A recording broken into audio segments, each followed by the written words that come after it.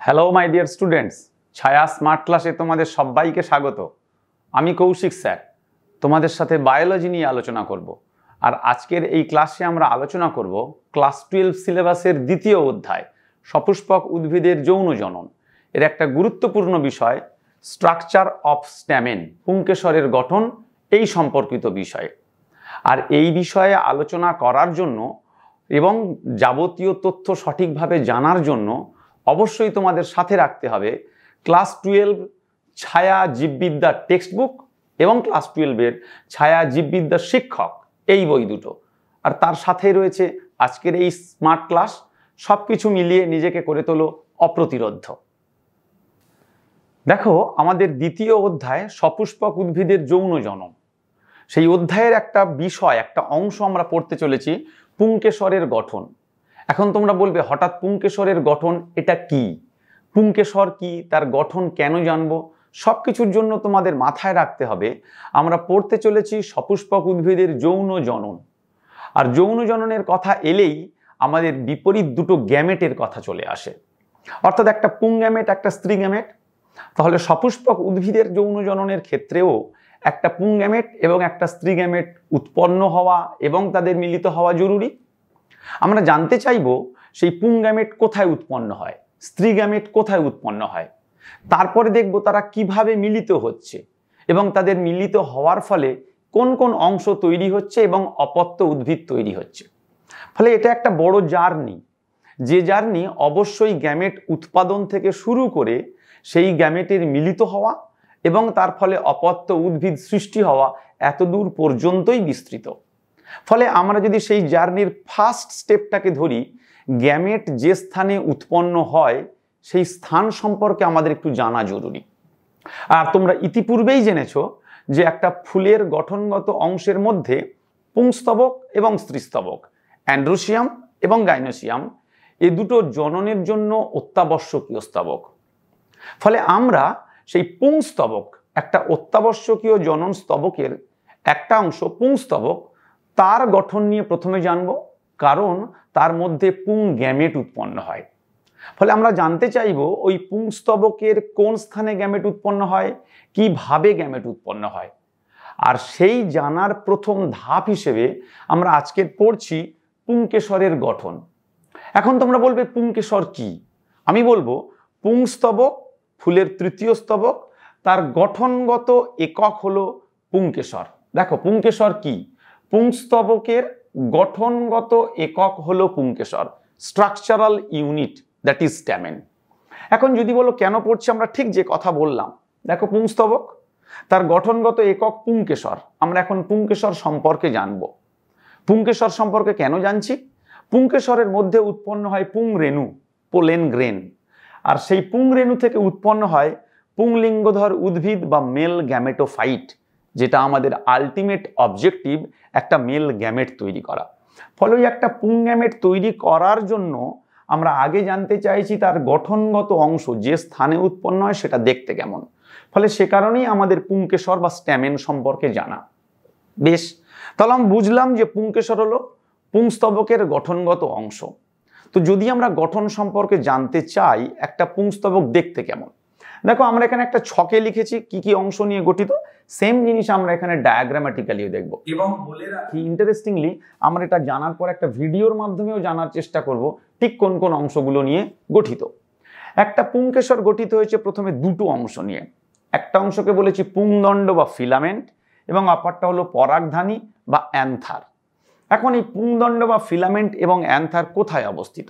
দেখো, এটা একটা সমগ্র ফুল, সেই ফুলের মধ্যে বিভিন্ন অংশ রয়েছে।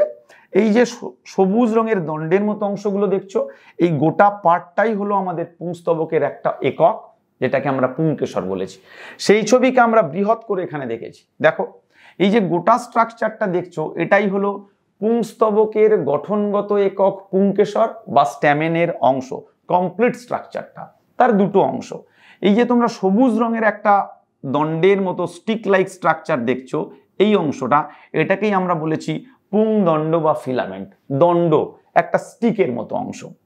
আর তার মাথায় এই যে একটা থলির মতো বা ব্যাগের মতো গঠন দেখছো, ফোলাস ফিতো অংশ, সেটাকেই আমরা বলেছি পরাগধানী বা অ্যান্থার। ফলে আমরা দুটো গঠন জেনেছিলাম, একটা দণ্ডের মতো অংশ পুংদণ্ড, আর সেই পুংদণ্ডের অগ্রভাগে রয়েছে থলির মতো অংশ পরাগধানী বা অ্যান্থার। এখন আমরা দেখছি এই পুংদণ্ডটাকে আবার দুটো অংশে ভাগ করছি। একটার অংশ লিখেছি নিকটবর্তী প্রান্ত বা প্রক্সিমাল এন্ড, যেটা নাকি পুষ্পাক্ষ বা দলমণ্ডলের সাথে যুক্ত থাকে। তাহলে এটা কোন অংশ আমাদের জানতে হবে, এবং অবশ্যই আরো একটা অংশ যেটাকে বলছি দূরবর্তী প্রান্ত বা ডিস্টাল এন্ড, যেটা পরাগধানীর সাথে যুক্ত হবে। চলো একবার দেখে।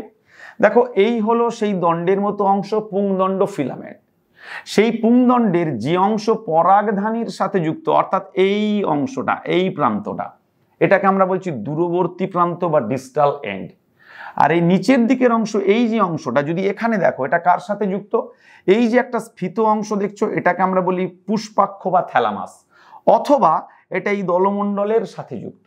তাহলে এই অংশটাকে আমরা বলবো, দেখো, নিকটবর্তী প্রান্ত বা proximal end. Very important line for all types of exam, board exam, medical entrance exam, ভীষণ ইম্পর্টেন্ট। স্টেটমেন্ট আকারে প্রশ্ন আসে যে পুংদণ্ডের কোন প্রান্তটা প্রক্সিমাল এন্ড বা নিকটবর্তী প্রান্ত, কোন প্রান্তটা ডিস্টাল এন্ড বা দূরবর্তী প্রান্ত। মনে রাখতে হবে, নিকটবর্তী প্রান্ত যুক্ত থাকে থ্যালামাসের সাথে অথবা দলমণ্ডলের সাথে, আর ডিস্টাল এন্ড যুক্ত থাকে পরাগধানী বা অ্যান্থারের সাথে। এই যে স্ট্রাকচারটা আমরা জানলাম, চলো এটাকে একটু দেখে নিই একটা লিভিং ফ্লাওয়ারের মধ্যে কেমন দেখতে লাগে। ফুলের তৃতীয় স্তবক পুংস্তবক, অ্যান্ড্রোসিয়াম, আর সেই অ্যান্ড্রোসিয়ামের গঠনগত অংশ হলো স্ট্যামেন, পুংকেশর। এখন এইটা দেখছো একটা পুংকেশর, এখানে একাধিক পুংকেশর রয়েছে। আমরা যদি একটা স্ট্যামেন বা পুংকেশরের দিকে তাকাই, দেখো বলেছিলাম দুটো অংশ নিয়ে তৈরি, একটা দণ্ডের মতো অংশ এবং তার মাথায় রয়েছে একটা থলির মতো অংশ। এই দণ্ডের মতো অংশটাই আসলে বলি আমরা পুংদণ্ড বা ফিলামেন্ট, আর তার মাথায় এই যে স্ফীত অংশটা, সেগুলোকে আমরা বলি পরাগধানী বা অ্যান্থার। এখন আমরা প্রকৃতিতে যদি দেখি, তাহলে এই স্ট্যামেনের আকার, স্ট্যামেনের গঠন নানান প্রকৃতির হতে পারে। বিভিন্ন প্রকার স্ট্যামেনের স্ট্রাকচার আমরা দেখতে পাই।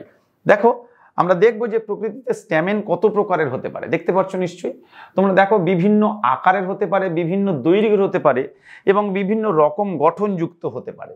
অর্থাৎ স্ট্যামেনের মধ্যে ফিলামেন্টের গঠনও যেমন হতে পারে আলাদা আলাদা, কমপ্লিট স্ট্যামেনের স্ট্রাকচার আলাদা।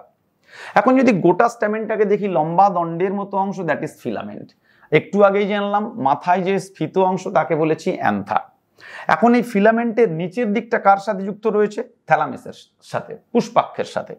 আর আমরা শিখেছিলাম ফিলামেন্টের যে অংশ থ্যালামাসের সাথে যুক্ত থাকবে, সেই নিচের দিক, সেটাকে আমরা বলবো নিকটবর্তী প্রান্ত বা প্রক্সিমাল এন্ড। অর্থাৎ এই ফিলামেন্ট বা পুংদণ্ড যে অংশটা এখানে রয়েছে থ্যালামাস বা পুষ্পাক্ষের সাথে যুক্ত, সেটা হলো নিকটবর্তী প্রান্ত, প্রক্সিমাল এন্ড। আর এর যে অংশটা রয়েছে এই পরাগধানী বা অ্যান্থারের সাথে যুক্ত, এই অংশটাকে আমরা বলবো ডিস্টাল এন্ড বা দূরবর্তী প্রান্ত। এটা মনে রাখতে হবে, নিকটবর্তী প্রান্ত যুক্ত থাকে থ্যালামাসের সাথে, দূরবর্তী প্রান্ত যুক্ত থাকে অ্যান্থার বা পরাগধানীর সাথে। এখন এই পরাগধানীর মধ্যেই উৎপন্ন হবে পরাগ রেণু। তাহলে আমাদের জানতে হবে ওই পরাগধানীর ভিতরের গঠনটা ঠিক কেমন। চলো আমরা একটু দেখে নিই পরাগধানীর গঠনটা কেমন। পরাগধানীর গঠন, এখন পরাগধানী কোথায় অবস্থিত? আমরা একটু আগেই জানলাম পুংদণ্ডের শীর্ষে। তাহলে দেখো, পুংদণ্ডের শীর্ষে একটা থলির মতো অংশ, সেটাই হচ্ছে পরাগধানী। আমরা কেন পরাগধানীকে গুরুত্ব দিচ্ছি? কারণ পরাগধানী হলো সেই স্থান যেখানে পরাগ রেণু, মাইক্রোস্পোর, যেটা উৎপন্ন হবে, আর সেটাই আমাদের প্রধান লক্ষ্য। ফলে আমরা জানতে চাই ওই যে পরাগধানী বা অ্যান্থার, সেটা আসলে কোন কোন অংশ নিয়ে গঠিত বা তার ভিতরে ঠিক কি রয়েছে। দেখো, আমরা যদি এইটাই একটু আগে আমরা দেখেছি, এই হলো সেই একটা পুংকেশর স্ট্যামেন, তার নিচে রয়েছে এই পুংদণ্ড। ইতিমধ্যেই তোমরা জেনেছো পুংদণ্ডের দূরবর্তী প্রান্ত বা ডিস্টাল এন্ড যুক্ত থাকে একটা পরাগধানীর সাথে। এখন আমরা এই পরাগধানীর ভিতরের গঠনটা কেমন সেটাই জানতে চাই। তো কেমন হবে? দেখো, আমরা এখানে ছকে প্রথমে জানার চেষ্টা করেছি পরাগধানীর গঠন কেমন। এসো দেখি। আমি ছবিতে যদি দেখি, এই পরাগধানীকে একটা প্রস্থচ্ছেদ করলে আমরা ভিতরটা ঠিক কেমন দেখতে পাবো। দেখো, আমরা পরাগধানীর প্রস্থচ্ছেদ করেছি। দেখো, আমি তোমাদের প্রথমে বলছি দুটো অংশ নিয়ে তৈরি, এই একটা আর এই একটা। আমি প্রত্যেকটা অংশকে বলছি এক একটা খণ্ডক। অর্থাৎ এটাকে সেকশন করলে আমরা একদিকে দেখছি এই একটা খণ্ড আর এদিকে রয়েছে এই আর একটা খণ্ড, অর্থাৎ একটা খণ্ড দুটো খণ্ড। তাহলে আমরা একটা আদর্শ পরাগধানীকে প্রস্থচ্ছেদ করলে কটা খণ্ড বা লোব পাবো? দুটো। তাহলে আমরা বলতে পারি পরাগধানী হলো দ্বিখণ্ডকযুক্ত, বা দেখো দুটি খণ্ড, বা তাই বলেছি বাই লোবড।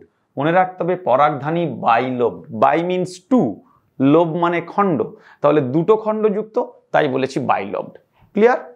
এখন আমরা যদি প্রত্যেকটা লোব বা খণ্ডের দিকে তাকাই, তোমরা দেখতে পাচ্ছ এক একটা লোবের মধ্যে দেখো এই একটা থলির মতো অংশ রয়েছে, সিমিলারলি এখানেও একটা থলির মতো অংশ রয়েছে। এখন এই থলির মতো অংশটা আসলে কি? প্রতিটি খণ্ডের মধ্যে যে দুটো থলির মতো গঠন দেখছি, এই যে দুটো দেখছো, সিমিলারলি এখানেও রয়েছে, প্রতিটি ওই থলির মতো অংশকে আমরা বলি পরাগ থলি, পোলেন স্যাক, কিন্তু টেকনিক্যালি আমরা বলি মাইক্রোস্পোরাঞ্জিয়াম। মনে রাখতে হবে। তাহলে এই থলির মতো অংশকে বলেছি পরাগথলি, পোলেন স্যাক, এটাই হলো আমাদের মাইক্রোস্পোরাঞ্জিয়াম। কেন গুরুত্ব দিচ্ছেন স্যার? বিকজ এই হলো সেই জায়গা যেখানে আমাদের আসলে প্রকৃতপক্ষে রেণু উৎপাদনের কাজ সম্পন্ন হবে। তাহলে আমরা একটা খণ্ডের মধ্যে কটা পরাগথলি বা পোলেন স্যাক বা মাইক্রোস্পোরাঞ্জিয়াম পাচ্ছি? দেখো দুটো। এই দুটো পরাগথলিকে আমরা একসাথে বলি থিকাস। অর্থাৎ একটা থিকাস গঠিত হয় কটা পরাগথলি নিয়ে? দুটো পরাগথলি নিয়ে।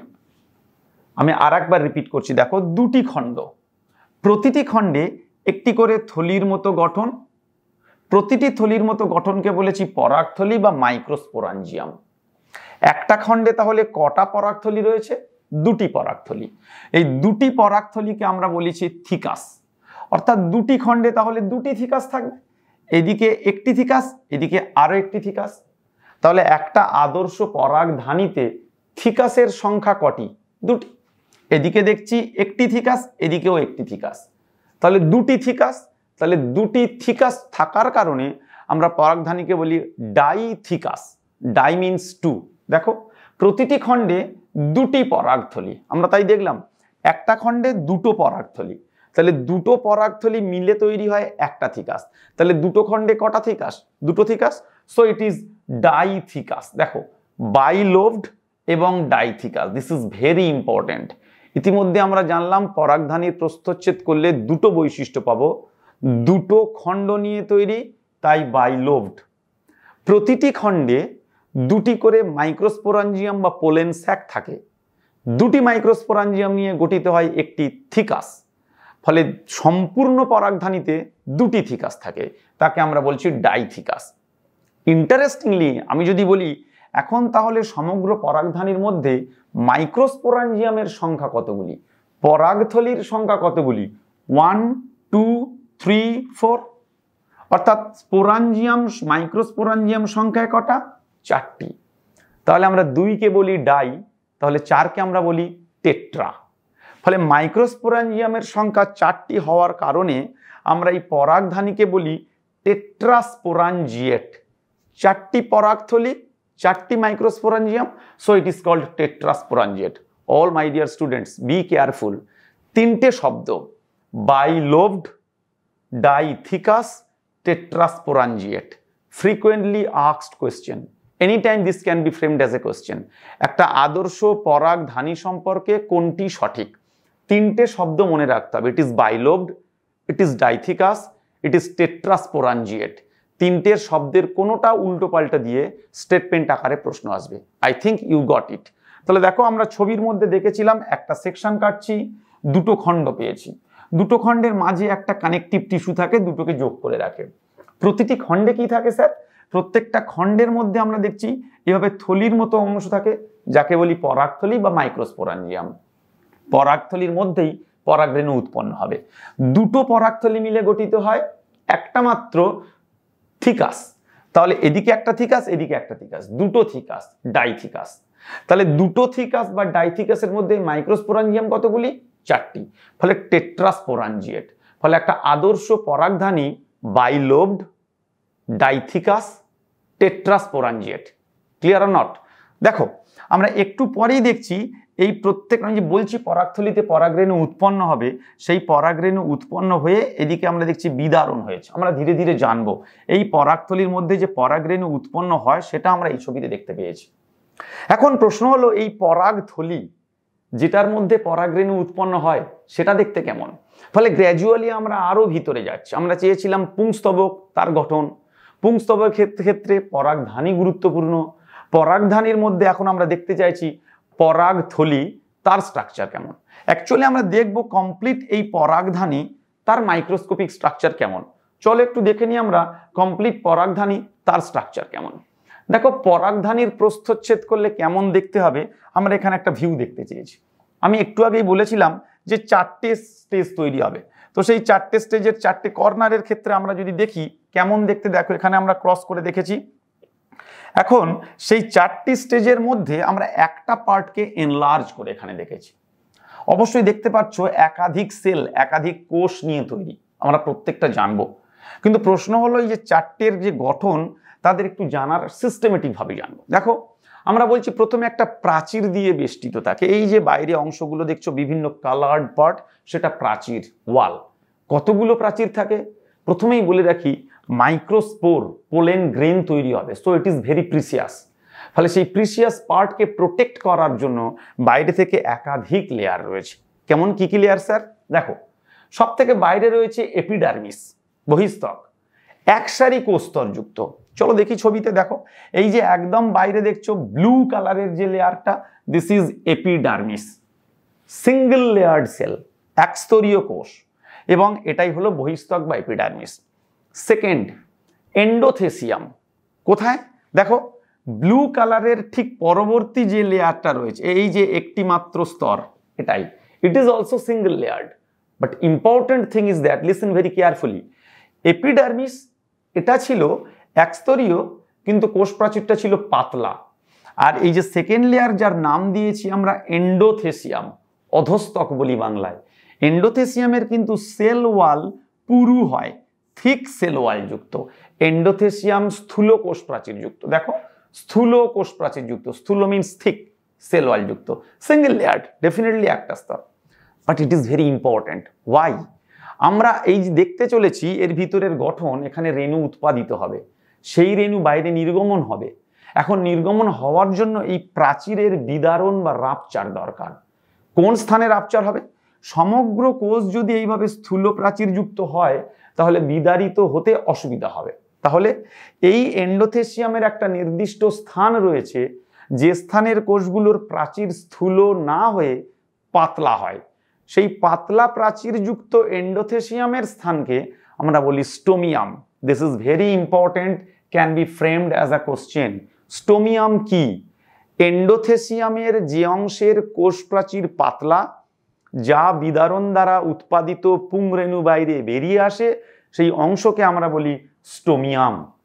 Very important. কি করে দেখো, লিখেছি রেণু বিদারণ। তাহলে আমরা দুটো লেয়ার পড়লাম, কি কি? একটা রয়েছে বাইরে বহিস্তক, সিঙ্গেল লেয়ার, তার ঠিক নিচে ভিতরের দিকে রয়েছে এন্ডোথেসিয়াম। এন্ডোথেসিয়ামের একটা গুরুত্বপূর্ণ পার্ট হলো কি আমাদের স্টোমিয়াম, বিশেষত্ব কি? কোষ প্রাচীরটা পাতলা। থার্ড পার্ট দেখো মিডল লেয়ার বা মধ্যবর্তী স্তর। One important character is it is multiple layer. আমরা এতক্ষণ যে দুটোর নাম পড়েছিলাম, বহিস্তক single layer, endothecium single layer, but look at this middle layer, আমরা অলরেডি এখানে দেখছি একটা দুটো স্তর। ফলে মনে রাখতে হবে মিডল লেয়ার কিন্তু একাধিক স্তর যুক্ত, অর্থাৎ বহিস্তক, এন্ডোথেসিয়াম এবং তারপরে মিডল লেয়ার এলো। What about next one? এই যে তোমরা রেড কালারের এই যে লেয়ারটা দেখছো, দেখো লেভেল করা রয়েছে, it is known as tapetum. This is innermost layer and most important. আমরা ট্যাপেটাম সম্পর্কে ডিটেলস জানবো, কিন্তু আমি যদি তোমাদের এখন বলি একটা আদর্শ পরাগধানীর প্রস্থচ্ছেদ করলে বাইরে থেকে ভিতরের দিকে কোষ প্রাচীরের স্তরগুলোর নাম কি হবে? Outer most layer, definitely that is epidermis. Next endothecium, next middle layer, and innermost nothing but tapetum. Very important, সব থেকে ভিতরের স্তরের নাম কি? ট্যাপেটাম। এটা তো গেল একটা প্রাচীরের কথা।